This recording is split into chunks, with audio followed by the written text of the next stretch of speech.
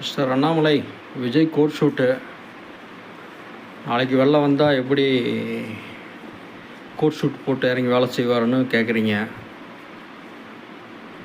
வெள்ளம் வந்தாலும் புயல் வந்தாலும் கோட் ஷூட்டை கழட்டி போட்டு டவுசர் போட்டு கூட இறங்கி விஜய் வேலை செய்வார்.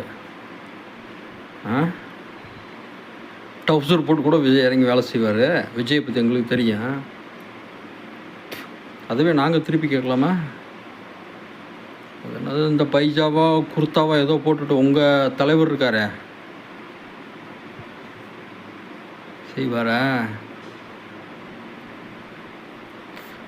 மிஸ்டர் அண்ணாமலை, பேசணும்னா லாஜிக் கூட பேசுங்க. ஏதோ சும்மா. மிஸ்டர் அண்ணாமலை, இந்த எலெக்ஷனில் டோட்டலாக உங்கள் கட்சி வாஸ் அவுட்டு தெரியுமில்ல? ஏன் தெரியுமா? உங்களால் மட்டும்தான் வாஸ் அவுட்டு. நீங்கள் இருந்ததுனால தான் போன டைம் கிடைச்ச ஓட்டு. இந்த டைம் நீங்கள் இல்லை, அதனால் வாஸ் அவுட்டு. ஃபஸ்ட்டு ரியாலிட்டியை புரிஞ்சுக்கிட்டு பேசி பழகுங்க. ஒருத்தன் போடுற ட்ரெஸ்ஸில் அவன் என்ன வேலை செய்வான்னு கிடையாது.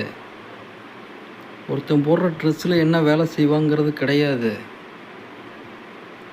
வேலை செய்யணும்னு நினைக்கிறவன் எப்படி வேணாலும் வேலை செய்வான். ஓகே,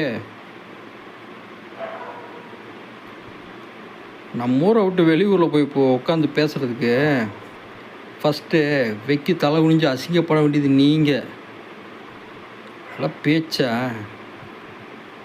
உங்கள் மேலே நானும் ஒரு மரியாதை வச்சுருந்தேன் பாரு. நீங்களும் சராசரி அரசியல்காரன் தானே நிரூபிச்சிட்டிங்க மிஸ்டர் அண்ணாமலை.